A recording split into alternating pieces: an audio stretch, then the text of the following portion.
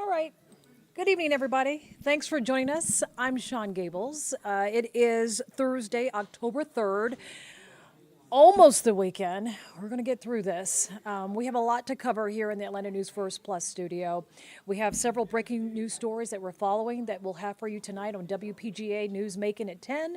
Also on Atlanta News First at 11 and Peachtree TV at 11. Let's get to those breaking stories that we are following. And right now, the big one is this school bus accident. 9 students were aboard. And just to give you a preview of what we know so far about the crash in LaGrange, our Blake Devine is on the scene. He's learned the bus was transporting 9 students from different schools when it crashed along Moody Bridge Road in LaGrange. The Troup County school system says some that were aboard that bus are now receiving treatment at nearby hospitals. We are checking right now to get the extent of their injuries. It is unknown at this hour. Again, Blake Devine will have a full report for us live from the scene on Atlanta News First at 11, also on Peachtree TV at 11. And then our other big story, and this one has captured a lot of national attention. Last night, our First Alert weather team warned that this could happen. The chemical plant Plume in Rockdale County is now impacting Fulton County, and with no timetable, no fix, and no answers for Conyers residents furious about this smelly chemical plume that is drifting from city to city. Lawmakers and community leaders are calling for stricter regulations and for BioLab to get shut down. In fact, the legislators, they met at the state capitol today to get their voices heard. Atlanta News First, Doug Reardon has more. Shut down BioLab. Angry and concerned lawmakers and activists calling out for the permanent shutdown of BioLab, which even now is spewing gas from its pool and spa chemical plant in Conyers. Enough is enough. People's health is at risk. Georgia Congressman Hank Johnson said he'd be asking the EPA to review regulations around how places like BioLab store potentially dangerous chemicals and possibly adding more teeth to existing options for discipline when something goes wrong. Since they've gone through this 1, 2, and 3 times, what was the fine? What are the consequences? Apparently not strong enough because they keep wanting to come back. Yeah, I would just refer you to EPD or EPA on any enforcement actions. At a press conference Thursday, Georgia Governor Brian Kemp said any discipline would have to come from the EPA or the state's EPD. I mean, they have the leverage to do that. If there are violations, that's what they do every day. They don't need direction from me on that. But activists noted at the Capitol time is of the essence. Depending on weather conditions, the danger could shift towards the metro Atlanta area, residents far away from the troubled BioLab plant in Rockdale County. This isn't just a Rockdale County problem. This has now become a metro Atlanta problem, a Georgia problem.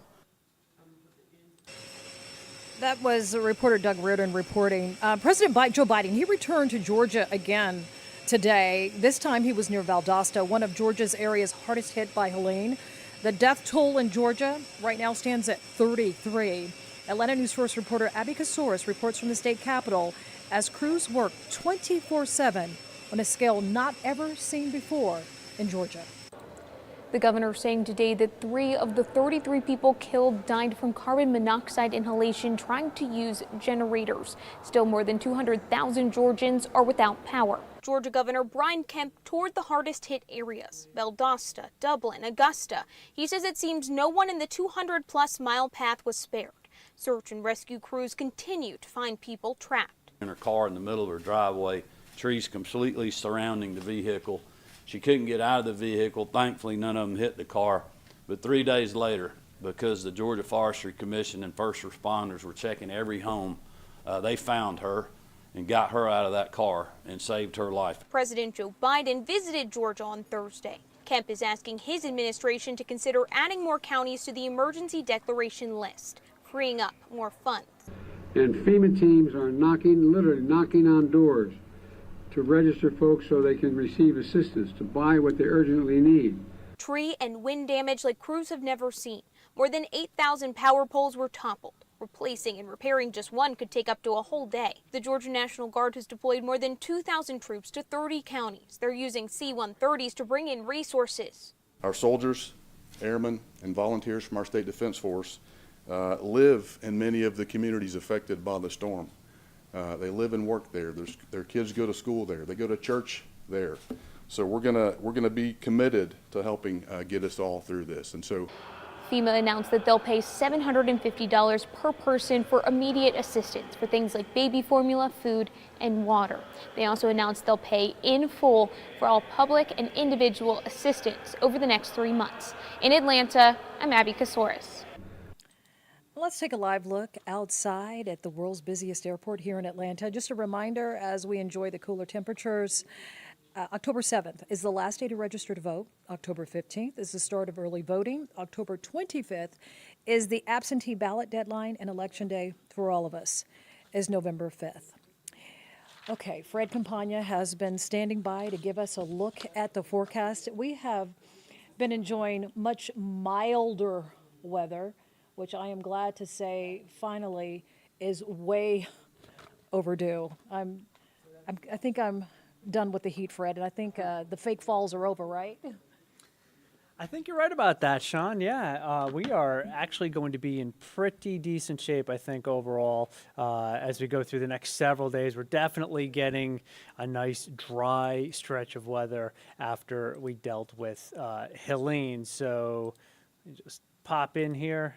Say hi to everybody. Hope you're having a good day. Should let you know the drought update. Speaking of Helene, completely wiped out the drought in North Georgia. So now none of our area is abnormally dry. None of our area is in a drought. All of our area last week was in some form of drought or at least abnormally dry. So nice, I guess, side effect to an otherwise devastating storm is that we don't need to worry about drought anytime soon. In fact, it was the third wettest September on record. Let's talk about what's going on this weekend. We just saw the airport, and it's time for the 5K on the 5th runway. I've had the honor of hosting this for the last couple of years, but Brooks Baptiste has taken over the duties this year. I guess you could say I handed him the baton, and it's his turn to run the leg of the relay. I don't actually know if he's running the race, but yeah, maybe he is. And the weather's going to be nice for it. Temperatures in the 60s for the race on the 5th runway. If you're already registered, should be in the mid 60s when that race starts at 6:30 in the morning.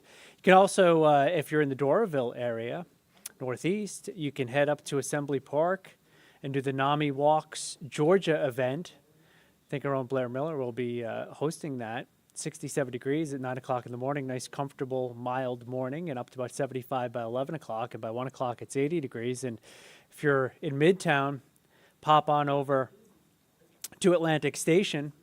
Rodney Harris, I believe, is hosting the Evasy Walk for Life, which is on Saturday morning as well. So much going on. You know, Saturdays, weekends, early to mid-October, they fill up with walks and runs and bike rides and all that stuff because our weather is usually really nice out there, and it is pleasant out there this evening. Temperatures are in the low to mid 70s. I don't know about you, but I did not smell much in the way of chlorine or any type of gas around the Atlanta area today. So maybe your nose is a little more sensitive, or maybe you're just in an area where it's possible a plume of the chemical cloud, if you will, wafted in your direction. And right now, winds are light east of Atlanta, still a 9-mile-per-hour breeze. See that wind direction, though, coming in out of the east and east-southeast. And that'll continue for us on Friday, too. So don't be surprised in DeKalb County or anywhere around Atlanta if you do notice somewhat of a chemical smell at times, as the situation in Conyers, Rockdale County area is still ongoing. On Saturday, an east-northeasterly breeze will be light, shifting more to the east as the day goes on. And all things considered, some pretty nice weather is on the way for us. If there's a day that's not perfect, I would say it is tomorrow. So temperatures drop into the 60s overnight and 70s during the day tomorrow. Lots of clouds. You can see we don't show much sunshine on there. 20% chance of a shower, so it's not really likely that we're going to see a shower, but it's not out of the question either. 78, 79 degrees around the southern part of Fulton County, up through Douglas County and Cobb County as well. Heading into the northern suburbs, the temperature is going to be also in the mid and upper 70s. Alpharetta 77, Marietta 78, same story, Sandy Springs, and 76 to 78 degrees as well from Gwinnett County through the eastern part of DeKalb County. You saw that normal high 79, so very typical for this time of the year for us tomorrow. On Saturday, the temperature jumps to about 83 because we get more sunshine. Notice our rain chance is non-existent over the weekend. Love the looks of that. 83 on Sunday. And it's just a nice stretch of weather. Again, any steady rain staying away from us for days and days to come. In fact, clouds will probably stay away for a while early next week. Sunshine or mostly sunny skies in the forecast Monday, Tuesday time frame, as well as Wednesday. We are likely to stay dry too. So a little disturbance may form in the Gulf of Mexico. Something we'll be watching. Right now it looks like more of a threat to Florida than us here in North Georgia. There's the orange shaded area that's been in that 40% range for days. It did dip to 30%. Now it's back up to 40%. So we'll continue to keep an eye on it. A couple of tropical systems out there in the eastern Atlantic. Leslie's a tropical storm, but projected to be a 105-mile-an-hour hurricane by early next week. And Kirk is a major hurricane right now, Category 4 storm that is projected to gradually weaken as it turns to the north and the northeast and then races off in the east in the general direction of Europe, the UK possibly. Here's that 7-day forecast. After the 20% chance of rain on Friday, it's dry throughout. Temperatures seasonably warm for the next 4 days, Saturday, Sunday, Monday, and Tuesday, and then slightly cool in the middle of next week. Mid-70s in the afternoon, tons of sunshine Wednesday and Thursday. Comfortable, though, at night as that temperature is going to dip into the 50s. Those are probably our coolest nights that we've seen so far this season coming our way in the middle of the week. Have a great rest of your evening.